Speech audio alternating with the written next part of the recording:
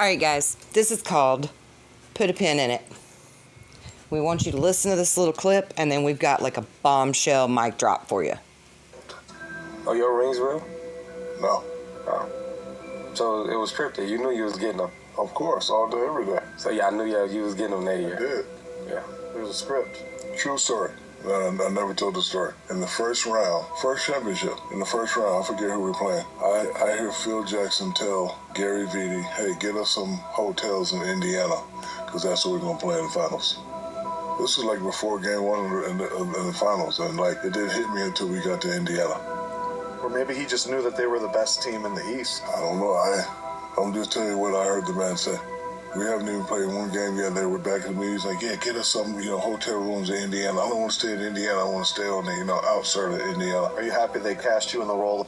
Okay, so we're sitting here listening to this video, and we're like, why is it that all of the sports people get paid so much money?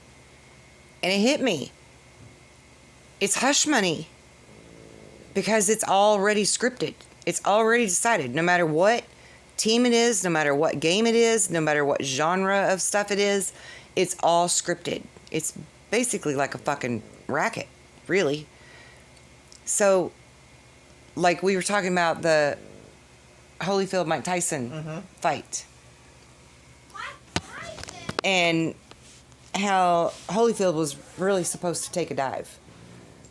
And he wasn't going to have it. He wasn't letting up. He was beating a walkie out of Tyson. And then Tyson had his temper fit, and what did he do? He bit his ear. He bit his damn ear. Almost all the way off. That shit happened. People paid pay-per-view to watch that. I was one of them, 15 people around. We watched that shit happen. Like, everybody remembers that happening that was there during that fight. There, as in living and, old enough to know that the fight was taking place. Everybody knew about it. It was the talk of the town for months or a year. Because he didn't take a dive. Okay, but we're talking about how, like, number one, that's why they get paid so much. So pin in that. That's why they get paid so much. It's hush money. Number two, Tyson was supposed to get the bigger purse because he won, because it was supposed to be a fixed fight. Yep. Holyfield technically won the fight, but he didn't get the bigger purse. Tyson still had to get the purse. So then, that's where the Mandela effect comes into play. Because if you look back in history, you can't find photos, you can't find video, you can't find articles that say that Tyson bit his ear off. Yeah. So yet it happened. the only ones who know about it are the ones who lived it. Right, The who newer experienced people, it. the newer generation Won't know. won't know because it's not in the history books. Right, because they rewrote history with that Mandela effect. That was like a place marker, a placeholder or a marker to say, this is where it was supposed to go this way, but somebody bucked the system. Like the Tartarians. Kind of like the Tartarians and the whole mud flood thing. And we're going to do a show on that. Totally going to do a show on that because mud fossils, mud floods, and Tartarians all equal something really big that people need to know about. We're going to do something on that. So, all right. So we got a pin in Mandela effect. why all of the sports people get paid so much crazy big dollars a year. Because they get to play the game that they love and keep their damn mouth shut. Because they all have to know. You know that they all have to know. Just like the whole Tyson Holyfield thing. Holyfield knew he was supposed to take the dive. He didn't want to take the dive. He didn't want to do it. His self-confidence said, I know I can take the greatest boxer there is, and I want to prove myself to the world. That was his chance to prove himself to the world. Well, no way he was going to fucking take a dive. And he didn't. And he won. Fair and square, he won. Ear bit off and all. He still fucking won. Yeah. But if you look at it in history, that shit didn't happen that way. Right? Alright, so we put a pin in that. That's where the Mandela effects take place. That's why some Mandela effects take place. Maybe all of them. We may have figured out we may have cracked the code, Nancy Drew. Because Right? I think that... So now, let's go to our Ross Perot trickle-down economy. Yeah, Part I of think it. like the non-pertinent Mandela effects, the stupid things like the Oscar Mayer, the Jiffy Right. peanut butter, The monocle on the Monopoly guy. the cornucopia. I think Right. all of those In- have something to do with someone in the past that was supposed to be a prominent fixture, that was supposed to do something a certain way, They were supposed to play the game. and they didn't. And they didn't bucked play the the game. system. They bucked the system, and it affected it down the line. And even maybe it wasn't them that created Jiffy peanut butter. Maybe it was the son of a son of a son that created Jiffy peanut butter, and it's changed because Well, of. well, just the change. I think the anything. change is happening because it's a place marker from somebody that didn't do something they told them to do, regardless of what it was.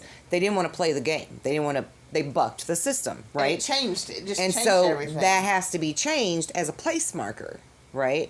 And even we were talking about how that could even affect like generations of people within their family or whatever, to where like if you play this game, you know, basically that if you scratch our back, we'll scratch yours, right? Like not only will you be famous, but like your kids and your grandkids and your great grandkids will all be famous, right? So at least one from each generation will be famous, so that this flow of money continues for your whole family, right?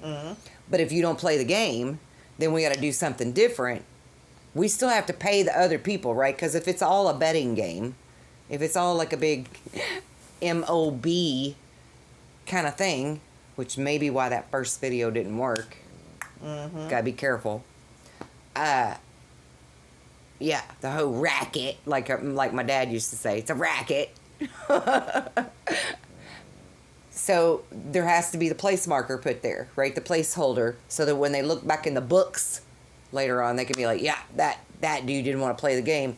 So no, we can't let his granddaughter be famous. We got to go blacklist her ass, and right? Because that's a punishment, right? Like that's their symbolism or their placeholder markers to say when they look back in the books, yeah, this is where that shit messed up, and to keep track of it, right? Keep track of their records. This dude didn't want to play by the rules, our rules. So we got to make sure, you know, his granddaughter or his great grandson or who the hell ever isn't like, say they want to be a famous musician. No, we're not going to let them in. We're going to blacklist them. Totally blacklist them out of that. yeah, and if it's Right. if our And if that don't work, we'll blacklist you. and if our world is scripted anyways, if we are like in the movie, Oh, as- God, The Matrix. you know, I'm just saying. I got quotation marks going up. You know, Yeah. Matrix. The air It's all a movie. This type of thing. If you think about it in that retrospect, that would explain some of the non-sequential changes. Oh, Because- the ones that aren't really that Because big of a deal. It's scripted. It's supposed to be scripted this way. Mm-hmm. If you've got the whole thing planned out, Right.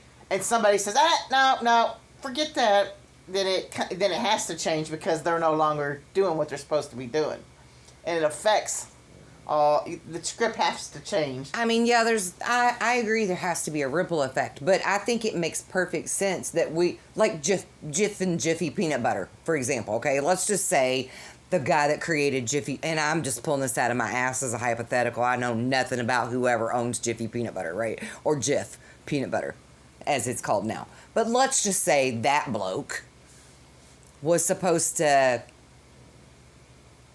go transport some kind of stolen goods for some rich elite person, and they're like, yeah, no, I don't want to do that for you. I can't do that. They buck the system, right? Or maybe they're supposed to, like, you know, funnel so much money this direction and write it off as a donation for some, I don't know, right? Like, they're supposed to do something Right. for the elite people, right? The MOBs of our world, or SOBs, however you want to call them. The 1%, right? They didn't want to play the game the way that they want the game played. So now we've got to do a place marker to remember your ass, because you're a rebellion, right? So we're going to make sure nobody in your generation, like a whole sins of the father will reflect on the son, kind of like their God complex, right?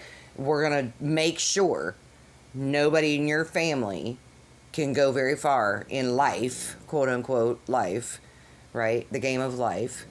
Because it is all like a game or all like a movie. And if we can't figure it out, then we can never win. Right. You know, I mean, even playing the lottery, they teach you, they subliminally programmed you, you got to pay to play. Mm-hmm. We don't have to pay to play. Motherfucker, we don't have to pay shit. That's your rules. That's your game. We don't have to play your game if we can figure out how to outsmart you. Mm-hmm. And that's where I'm at in my mind now. I'm like Ready Player One. Let's do this, right? Let's make our own game. Mm-hmm. Fuck that Matrix. Let's get out of it. So we got to think smart. Now, okay, Blacklisted. We're back to Blacklisted. We got pegs in Mandela Effect. Right. The sports people and everybody, they get paid. The scripted. And corporations even get paid big money, right? To go by the script.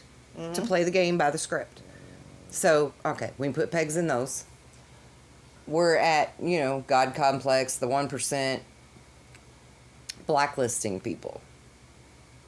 Now, blacklisting can go a multitude of ways.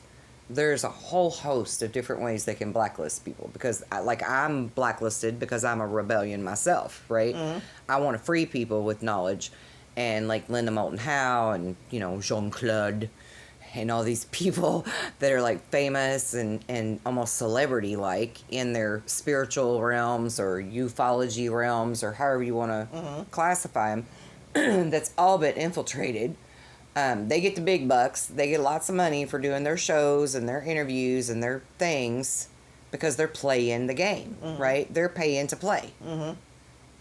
They're going by the script. Because I guarantee you, I know for a fact, Linda Moulton Howe knows way more than she's telling people. She's not being honest. And I ain't trying to, put her down or anything because she's brilliant. She's very intelligent. She's a hell of a researcher. But somewhere along the line, somebody shut her up and shut her down. Mm-hmm. And she has effectively made sure that anybody that comes across her desk, she shuts them down. She did that to me. Jean-Claude did that to me. Catherine Edwards did that to me. Many, many people, you witnessed this happening in the last 4 years. Many people that were, all these doors were opening, God's will was being done for me to spread this message and help truly free the people, get out of the game, get out of the matrix. And when I started telling them my totally opposite version of what everybody else says about how it really all goes down, they were like, no, we can't have you telling no. And Linda even was like, well, I'll still, do the interview with you. We just won't tell them anything about who you are. And I'm like, why would I be an anonymous person? I don't understand why you would want me to be I'm not a whistleblower. It ain't like I'm coming at you like that. I'm not like some ex-military or ex-CIA dude that's doing whistleblowing shit. Mm-hmm. I'm telling you shit that God told me to tell you, that I've known since I was a child. But you want me to be anonymous? So that what? It's a one-hit wonder? They hear it one time and that's it? And they can't find the source of this information, which I have a whole PDF to share with people, right? Mm-hmm. For this knowledge? And she knew that. They all effectively start shutting me down. So that's one form of blacklisting. The other form is make sure your kids can't be famous or have any kind of big money, so that you all struggle and you got to stay down and right, the man can walk on you or whatever, however you want to look at that, right? I'm not saying it from a cynical point of view. I'm saying it from a research point of view, but and my own experience. But they have these means to control us because they're the 1% and they really do the top echelons. Not like Linda. She don't control us. She's just she's part of the control herself. She's part of the pyramid, right? If we're looking at it like it's a Ponzi scheme, yeah. If the life game is a Ponzi scheme, she's in the pyramid, right? They're all in the pyramid. So, okay, pin in that, blacklist people. Keep you from getting anywhere or truly helping people or benefiting your own family. What was the next thing we talked about? The reputation. They'll ruin your reputation. They will. They'll totally fucking ruin you. They will. We've got some good examples of that. I mean, we've witnessed it, right? Look how they treated Trump, for example. Jesus Christ, they really tried to Yeah. how you say it? Railroad him? Railroad him, yeah. Rolled him over the coals, however you say that shit. Yeah. Stomped on him a few times. Yeah, and his whole family, right? And I mean, they've had the whole gamut thrown at them. Anthrax and death threats and Pew pew. reputations ruined and attempted, you know what's, and yeah, the whole gamut. And the ones doing that are the ones that are actually truly doing the things they all accused him of doing. It's a complete Hypocrisy. gaslighting, narcissistic, like mirrored flip thing on like the ninth of it's at the ninth. To the ninth. Yeah, it's Yep. to the ninth. It's just ridiculous. It's like Russia, and these motherfuckers are over here with China the whole time, right? Like seriously, let's go and make Russia and Putin the bad guy when, Xi Jinping, whatever his name is, and communist China is really like in bed with our government, unfortunately. Mm-hmm. I mean, that's my opinion, allegedly. I have no physical evidence of that. But that's my opinion. Gotta stay safe from pew-pews. It's crazy. It is crazy. And all this drone stuff. Let's talk about this drone stuff for a minute, too, because we need to put a pin in that. We got drone sniffing, nuke sniff. I can't even say it right. Nuke sniffing drones. Stories. For this little video. Running around. And, yeah. And we got NASA drones out there that people don't know about that look like fixed-wing aircraft.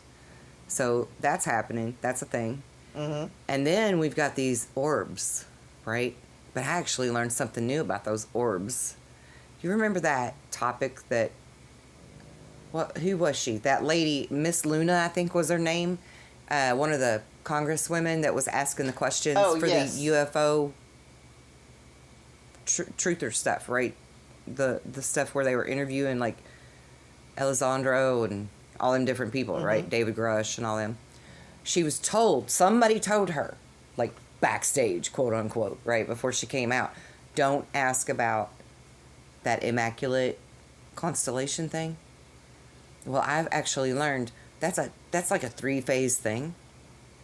Phase 1 is learning all they can about UFOs and orbs and all that stuff. Mm-hmm. But phase 2 is to create their own orbs craft. And phase 3 is to acclimate that into society as the dupe. And that is how they will try to pull off Project Bluebeam. I guarantee you. Because we have, like I saw the paperwork on it, we have orbs that look like plasma energy transport. We have that technology. And that's why they told her don't talk about it. She talked about it anyway. Because she bucks the system. I love her. But Miss Luna, Miss Moon, bucks the system. But that's why they told her not to talk about it.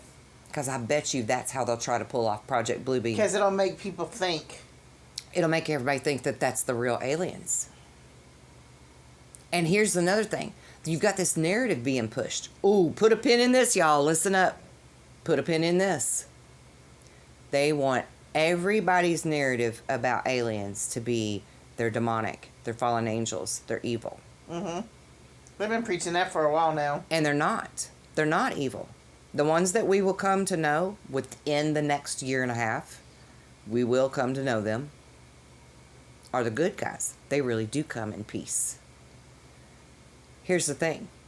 When Eisenhower was first given the option to meet with aliens, it was the dude from Venus.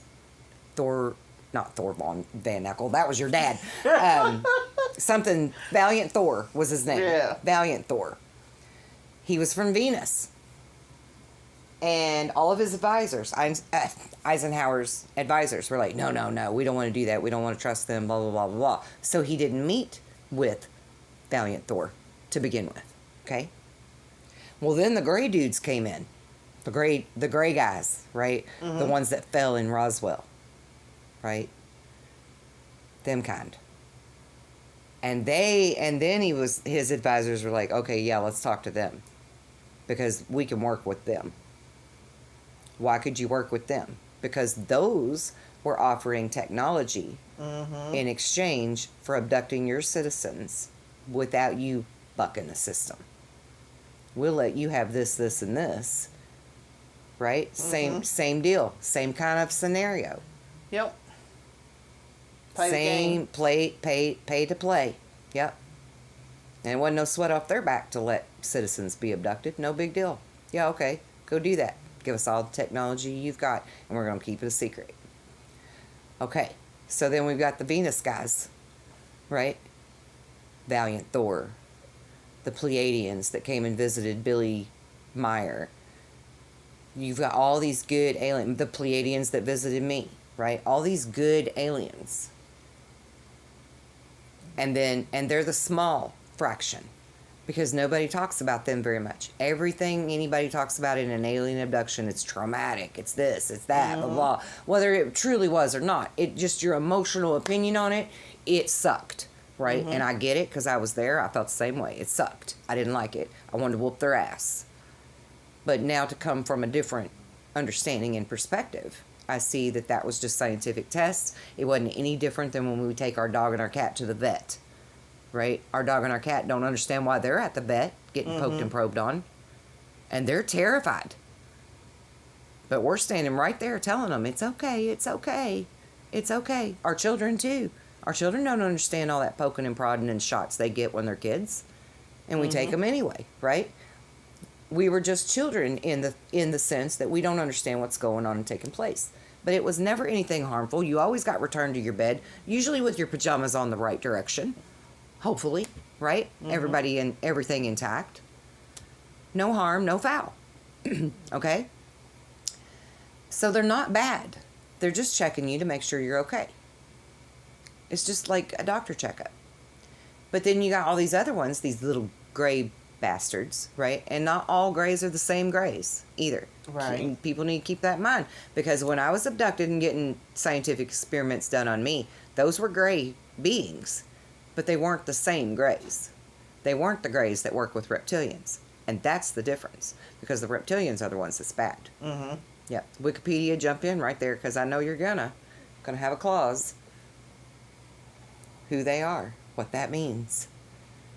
Let's stamp it. But those little bastards, they have no soul. They don't care what they're doing. Right? And they're giving away all this stuff. And then you've got our government, too, that there's a lot of greedy bastards that wanted that technology and wanted to weaponize it. With the power. Wanted that power. So you can't just blame it on the aliens either. Right? Because our people did that to us. You know, it's no different than when people from Africa realized that they were selling their own people so that they could get white slaves and vice versa. I mean, this shit was going on. This has been going on for thousands of years. This bullshit where somebody else thinks that we can be cattle that they can just sell or trade or Round us up. Yeah, do whatever. So put a pin in that. Because all of this matters. And all of this is connected. So we got to put a pin in it. And we got to connect these dots. So that we know how to play the game, win the game, rewrite the game, and get out of the matrix. And there was something else we were going to talk about too. That was our mic drop thing. On the last video when we realized that it didn't work. Can you help me remember? Because I've been talking a lot and you have not been talking. I'm trying to think.